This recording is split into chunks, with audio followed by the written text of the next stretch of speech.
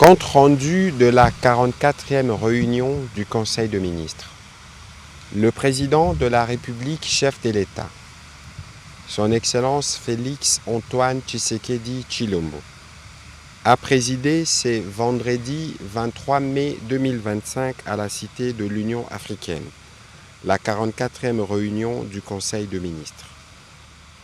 5 points étaient inscrits à l'ordre du jour, à savoir 1. Communication du président de la République, chef de l'État. 2. Points d'information. 3. Approbation d'un relevé des décisions du Conseil de ministres. 4. Examen et adoption de dossiers. 5. Enfin, examen et adoption de textes. La communication du président de la République a porté sur 2 points principaux, à savoir 1. De la recrudescence de la déstabilisation des institutions provinciales. Le président de la République a rappelé que dans le double objectif de consolider l'unité nationale, mise à mal par des conflits successifs, et de promouvoir un développement de proximité, les constituants a structuré notre État en 26 provinces. La ville-province de Kinshasa incluse, toute dotée de la personnalité juridique et investit des compétences décentralisées conformément à la Constitution. Cependant, depuis la mise en place des institutions provinciales prévues par la Constitution, notre pays a été confronté à des tensions récurrentes entre les assemblées provinciales et les exécutifs provinciaux. Ces conflits, souvent matérialisés par de motions de défiance, ont conduit à la destitution de plusieurs gouverneurs de province.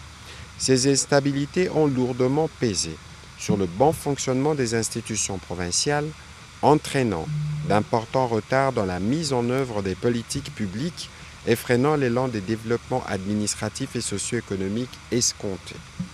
Là où la stabilité institutionnelle devait servir de socle à la cohésion nationale et au progrès, elle s'est retrouvée compromise au détriment de conditions de vie de nos concitoyens. Par ailleurs, alors que même notre pays fait face à une crise sécuritaire majeure dans sa partie Est, crise qui requiert une mobilisation unitaire de toutes les forces vives de la nation, nous assistons paradoxalement à une recrudescence d'actes de déstabilisation dans certains exécutifs provinciaux. Une telle situation est de nature à fragiliser davantage l'unité nationale et d'entraver les efforts en cours pour restaurer la paix et reconstruire les zones sinistrées. Face à cette situation préoccupante, le président de la République a insisté sur l'impératif d'adopter sans délai des mesures concrètes visant non seulement à contenir les crises actuelles, mais surtout à prévenir leur extension et leur répétition. La stabilité des gouvernements provinciaux est aujourd'hui une exigence vitale pour garantir le bon fonctionnement de l'État et de préserver la cohésion nationale, a-t-il précisé.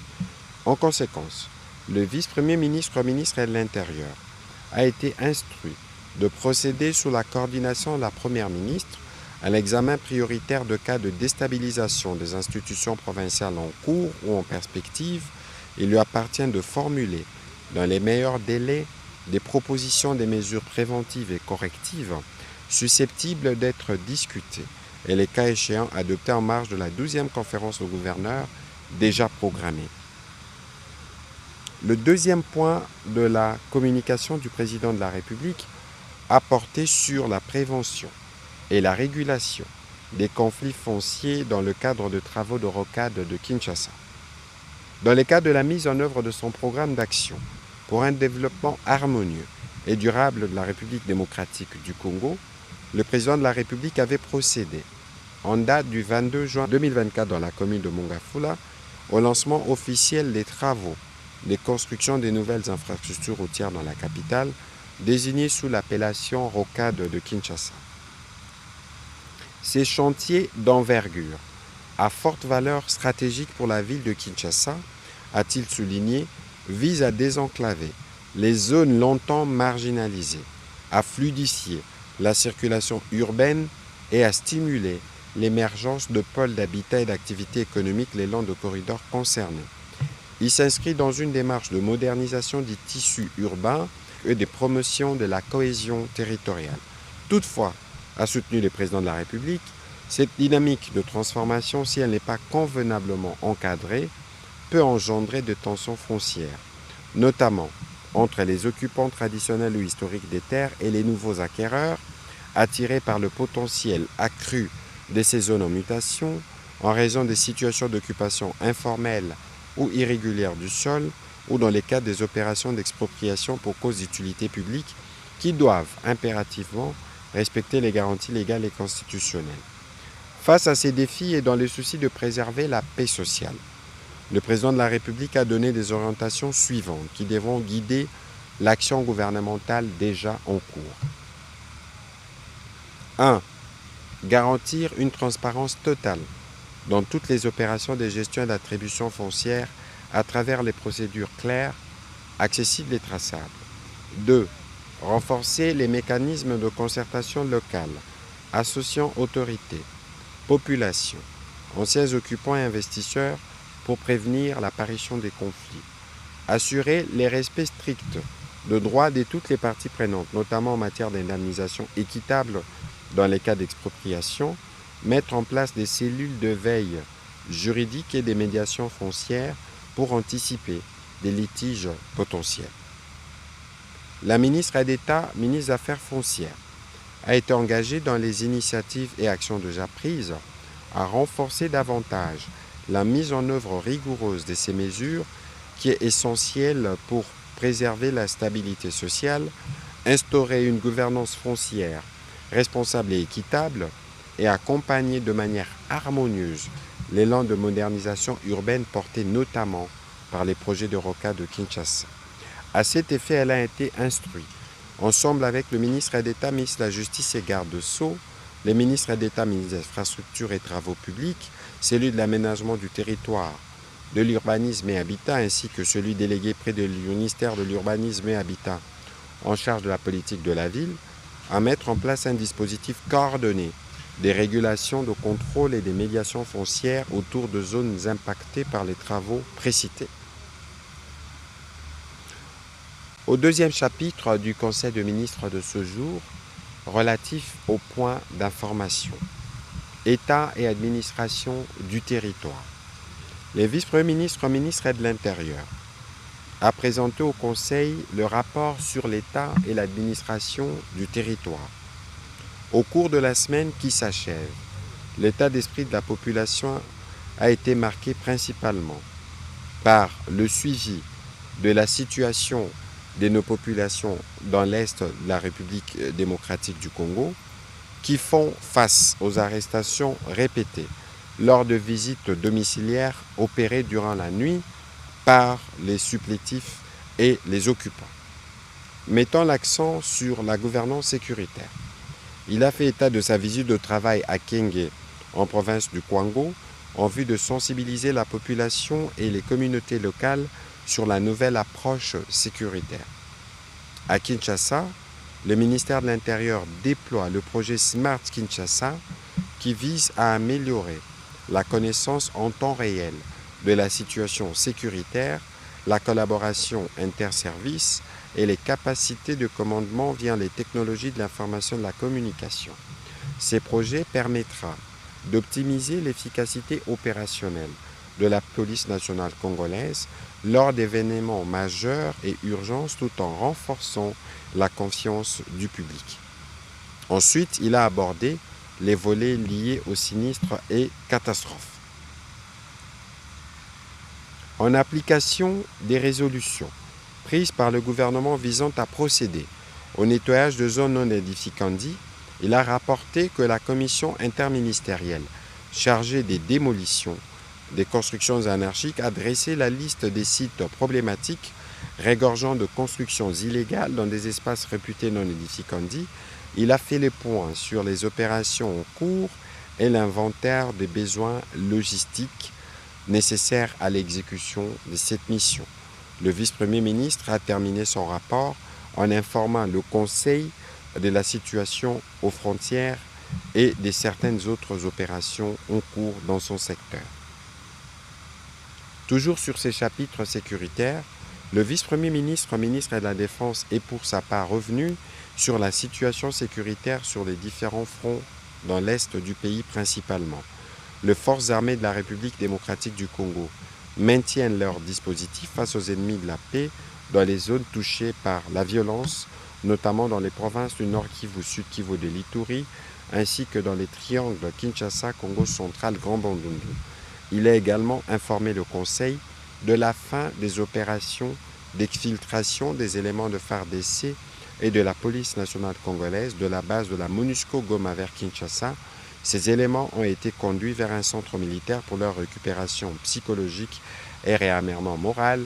Le vice-premier ministre, ministre de la Défense, a salué la collaboration avec le Comité international de la Croix-Rouge et du Croissant-Rouge, CICR, qui a facilité cette opération. Évolution de la situation récente sur le marché des changes ainsi que de biens et services. Intervenant comme invité, la gouverneure de la Banque centrale du Congo a indiqué que la conjoncture économique en République démocratique du Congo est demeurée stable aussi bien sur les marchés des biens et services que sur celui des changes. Il s'agit d'une stabilité justifiée par les maintiens de politiques monétaires et budgétaires prudentes ainsi que la bonne coordination de celle-ci, sans oublier la poursuite d'une bonne régulation de la liquidité bancaire. Au cours de la troisième semaine du mois de mai 2025, le taux d'inflation s'est chiffré à 0,14% contre 0,13% la semaine précédente. En cumul annuel, l'inflation s'est portée à 3,34%, un recul de 2 points par rapport à la période correspondante en 2024. Au 15 mai 2025, les taux d'échange s'est établi à 2850,17 francs congolais à l'interbancaire et à 2863,51 CDF au parallèle. Comparativement à la situation observée au 9 mai 2025, la monnaie nationale s'est dépréciée de 0,1% tant sur les marchés officiels que parallèles. Quant au rythme hebdomadaire de cours mondiaux, les principaux produits des bases importés et exportés par la RDC ont généralement connu une hausse, c'est le cas du prix du pétrole, de la tonne du cuivre ou encore du cobalt. La gouverneure de la Banque centrale a formulé une série de recommandations en vue de consolider la trajectoire de la stabilité et de la résilience. Au sujet de la situation épidémiologique, le ministre de la Santé, Hygiène et Prévoyance sociale a fait le point de cette situation en République démocratique du Congo. Pour ce qui concerne le Mpox, la tendance à la 19e semaine est marquée par une baisse des cas suspects du 2157 à 738 du début de l'année 2024 jusqu'à la période sous examen. Le cumul est de 107 121 cas suspects, dont 21 270 cas confirmés et 1800 décès, soit une létalité de 1,65%. Les actions de riposte se poursuivent normalement, y compris les opérations de vaccination qui ont nouvellement été lancées dans 3 zones de santé dans les provinces du Sud Kivu. Quant au choléra, la tendance au cours de la période épidémiologique sous examen est caractérisée par une baisse du nombre de nouveaux cas, passant de 2037 à 1667 cas suspects, dont 32 décès. Les dispositifs de riposte opérationnels, notamment avec la prise en charge gratuite des malades et l'intensification de la surveillance et des investigations dans les zones de santé affectées. Le ministre de la Santé a par la suite passé en revue les actions menées en faveur des sinistrés des inondations dans la ville de Kinshasa. Par ailleurs, il a fait mention de l'adoption au cours de la 78e session de l'Assemblée mondiale de la santé tenue à Genève le 20 mai 2025, de l'accord sur les pandémies qui vise à stimuler la collaboration mondiale pour assurer une réponse plus forte et plus équitable aux futures pandémies. Note d'information relevant du secteur de l'éducation nationale. Le vice-ministre de l'Éducation nationale et Nouvelle Citoyenneté a présenté au Conseil la note relative à la prise en charge par le Trésor public des frais de participation aux évaluations certificatives des élèves du Nord Kivu et du Sud Kivu. Il s'agit de l'examen national de fin d'études primaires et NAFEP, du test national des sélections et d'orientation scolaire, ainsi que des épreuves hors session et des sessions ordinaires de l'examen d'État édition 2025. Afin de garantir l'égalité d'accès aux évaluations nationales pour tous les enfants, quelles que soient leurs conditions géographiques et sécuritaires, le gouvernement avait pris en 2024 la décision saluée de couvrir intégralement les frais de participation aux évaluations certificatives pour les élèves du Nord Kivu. Parlant de l'exécution financière de cette mesure, elle a précisé que 2/3 du montant requis ont été liquidés par les trésors publics et les restes devraient être mis à la disposition dans un bref délai. Considérant qu'en 2025, la situation sécuritaire est plus préoccupante et suivant les instructions du président de la République lors de la 35e réunion du Conseil, le vice-ministre a tenu à rassurer les parents d'élèves quant à la prise en charge effective des frais liés à ces évaluations certificatives dans les zones concernées pour préserver le droit à l'éducation et à l'évaluation équitable pour les 718 558 candidats finalistes concernés. Note d'information relevant du secteur de l'énergie. Le ministre des Ressources hydrauliques et électricité a présenté à l'intention du Conseil les points saillants en rapport avec la finalisation du projet de construction des lignes et réseaux associés à la centrale hydroélectrique de Kakobola, tout en soulignant l'aspect de sa prochaine opérationnalisation. Il a rappelé que ce projet est réalisé en 2 phases. La première a consisté à la construction de l'usine de production électrique, la centrale hydroélectrique d'une puissance de 10,5 MW. La deuxième phase, quant à elle, consiste à construire les lignes de transport et les réseaux de distribution devant alimenter en énergie électrique les villes de Kikwit, Idiofa et Gungu, les missions catholiques Tochi et Athènes ainsi que les villages Bachamba. Quant aux aspects financiers, le ministre des Finances a été instruit à prendre en charge les frais permettant la finalisation des travaux. Il a aussi abordé la question de la réforme de la grande centrale de Kakobola en intégrant l'activité commerciale et technique ainsi que l'accompagnement d'une structure externe pour la commercialisation de l'électricité produite. Et à ces propos, il est aussi prévu la signature d'un arrêté interministériel fixant le tarif provisoire en faveur de la grande centrale de Kakobola en vue de faciliter sa commercialisation. Le Conseil a pris acte de cette note d'information. Note d'information relevant du secteur du commerce extérieur. Le ministre du Commerce extérieur a évoqué l'importance pour la République démocratique du Congo de ratifier l'accord de l'Organisation mondiale de la santé sur les échanges. Étant membre de cette organisation depuis le 1er janvier 1997, notre pays a au fil des années adhéré progressivement à ses principaux instruments juridiques. Toutefois, plusieurs accords adoptés ces dernières années n'ont pas encore été ratifiés, notamment l'accord sur la facilitation des échanges et l'accord sur les subventions à la pêche. Or, ces accords constituent des enjeux majeurs sur le plan économique et commercial, sur la diversification économique et de l'industrialisation, ainsi que sur la stimulation de l'investissement étranger. Il a spécifiquement souligné que la ratification de l'accord sur la facilitation des échanges constitue une opportunité de réforme structurante pour l'économie congolaise.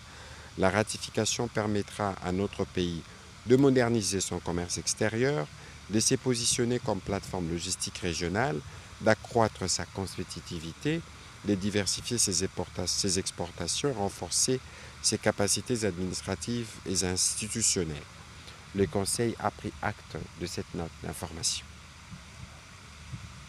Au chapitre 3 du Conseil de ministres de ce jour, relatif à l'approbation d'un relevé des décisions, les membres du Conseil ont approuvé les relevés des décisions prises lors de la 43e réunion ordinaire du Conseil de ministres tenue le vendredi 9 mai dernier.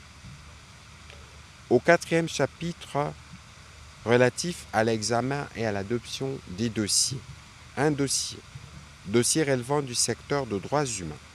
Le ministre des Droits humains a soumis au Conseil les dossiers relatifs au projet de politique nationale de justice transitionnelle en République démocratique du Congo, laquelle répond de manière assumée et réaliste aux impératifs de paix et de coexistence pacifique. Elle a précisé que cette politique propose l'adoption d'une approche holistique incluant ces 6 piliers que sont le droit à la vérité, le droit à la justice, le droit à la réparation, les garanties de non-répétition, les questions transversales et la réconciliation. À la différence des mécanismes passés et opérant actuellement dans ces domaines, la politique nationale précitée est fondée sur les résultats des consultations nationales organisées à travers nos provinces. L'approche adoptée pour le renouveau de la justice transitionnelle vise également la contextualisation de celle-ci en prenant dûment en compte les situations de conflit et post-conflit coexistant dans le pays, ainsi que l'étendue de celui-ci, de la préconisation d'une approche décentralisée de la justice transitionnelle. Après débat et délibération, ce dossier a été adopté. Au 5e chapitre du Conseil des ministres de ce jour, relatif à l'examen et à l'adoption des textes. 13 textes ont été soumis à l'adoption ce jour, notamment des projets de loi relevant du secteur de la fonction publique. Le vice-premier ministre, ministre de la fonction publique, a soumis au Conseil pour examen et adoption les projets de loi modifiant et complétant la loi numéro 22/031 du 15 juillet 2022 portant régime spécial de sécurité sociale des agents publics de l'État. Il a indiqué que dans la mise en œuvre de la loi en vigueur, il subsiste des catégories d'agents publics qui ne sont couverts par aucune protection sociale et sont exposés pour leurs vieux jours au risque d'une précarité quasi certaine, surtout qu'il s'agit de ceux qui exercent des fonctions très éphémères, notamment de fonctions politiques. Ainsi, le projet de loi modificatif a le mérite d'instituer un mécanisme de protection sociale adapté à la nature des emplois de ces catégories spécifiques d'agents publics qui ne font pas carrière et de ce fait ne peuvent souscrire au modèle traditionnel de sécurité sociale géré par répartition nécessitant une durée minimum de 15 ans de cotisation pour prétendre à l'ouverture de droits. Après débat et délibération, le Conseil a adopté ces textes. Projet de loi relevant du secteur de la justice. Le vice-ministre de la Justice, chargé du contentieux international, a soumis au Conseil, pour examen et délibération, les projets de loi portant autorisation de la prorogation de l'état de siège dans les provinces de l'Ituri et du Nord Kivu pour une période de 15 jours prenant cours le 6 juin 2025. Après débat et délibération, ce texte a été adopté. Le ministre d'État, ministre du Budget, a pour sa part soumis au Conseil, pour examen et délibération, les projets de loi des finances rectificatives de l'exercice 2025.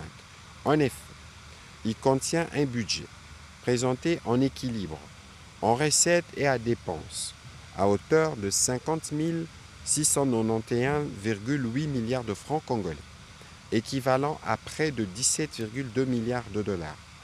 Il dégage une régression de 1,7% par rapport au budget initial de l'exercice 2025, chiffré à 51 553,5 milliards de francs congolais. Il repose sur les indicateurs et agrégats macroéconomiques caractérisés par une croissance du PIB à 5,3%, un taux d'inflation moyen de 8,8% et fin période de 7,8%, un taux de change moyen de 2859,2 francs congolais le dollar américain et le PIB nominal de 239 489,7 milliards de francs congolais. La pression fiscale a légèrement baissé, allant de 15,1% à 12,5% suite à la baisse des recettes courantes. Le ministre d'État, ministre du Budget, a précisé qu'il s'agit d'un budget de combat qui prend en compte les effets néfastes de l'agression barbare dont est victime notre pays, les mesures gouvernementales de réduction du train de vie des institutions, les renforcements du crédit du secteur de la défense et de la sécurité, l'augmentation des charges liées au front diplomatique et communicationnel, les charges humanitaires, le programme PDD-RCS ainsi que les démarrages du fonds d'investissement stratégique. Une attention particulière est également accordée à la poursuite de la mise en œuvre des principaux axes du programme d'action du gouvernement, à savoir la gratuité de l'enseignement, la couverture santé universelle, la poursuite du PDL 145 territoires, la diversification de l'économie, ainsi que les efforts pour la préservation du pouvoir d'achat de la population.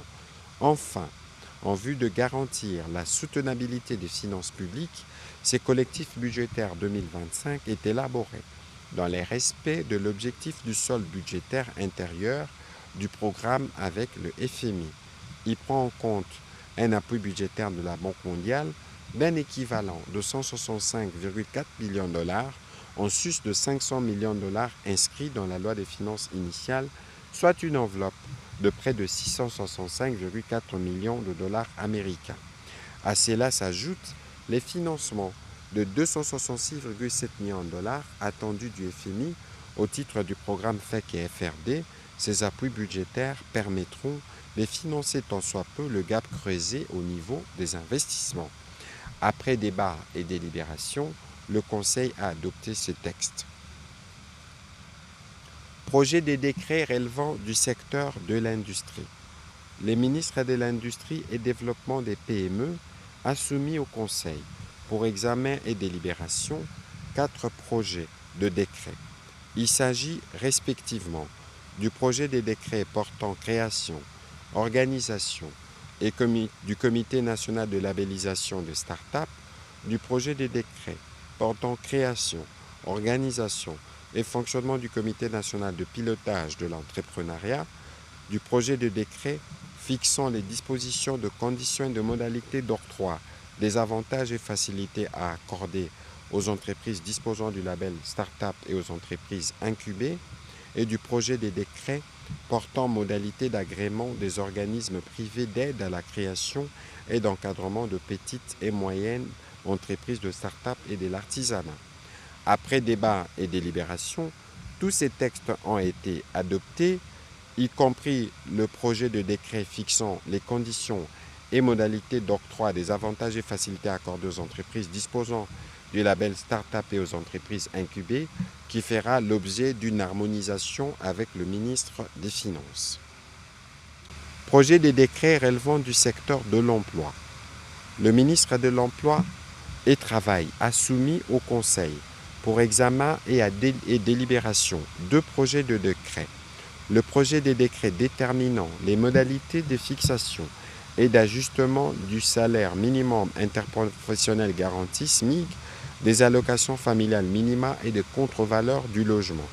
À ces propos, il a indiqué les critères socio-économiques qui sont pris en considération pour la fixation du salaire minimum interprofessionnel garanti. Il s'agit des critères sociaux et des critères économiques. Et également pris en considération pour l'ajustement du salaire minimum interprofessionnel garanti, les critères suivant l'augmentation égale ou supérieure à 50% de l'indice de prix à la consommation, constaté par de relevés successifs séparés au moins par mois d'intervalle sur toute l'étendue du territoire national. Après débat et délibération, le Conseil de ministres a approuvé ces 2 projets de texte moyennant amendement. Projet de texte relevant du secteur de droits humains. Dans la suite du dossier qu'elle a précédemment présenté, la ministre des Droits humains a complété son dossier par la présentation des projets des textes relatifs à la mise en place de la politique de la justice transitionnelle.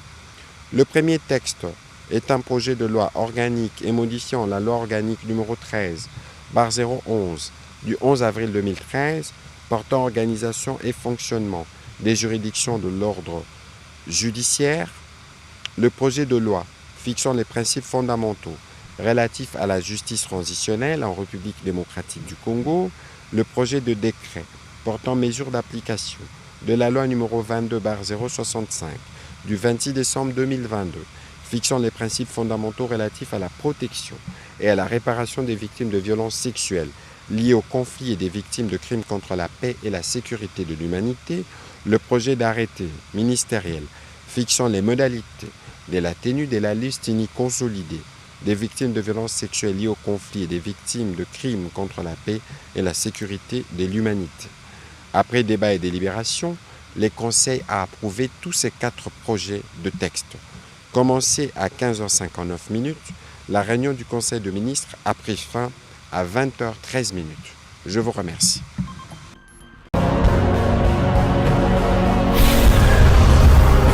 Correcteur News TV, Awande correction, Yaba News tout. Donc Awande, on assure quoi. Suivez Correcteur News TV pour avoir toutes les informations crédibles et fiables. Correcteur News avec Yemoko Rachou. Rachou, la caramel, check.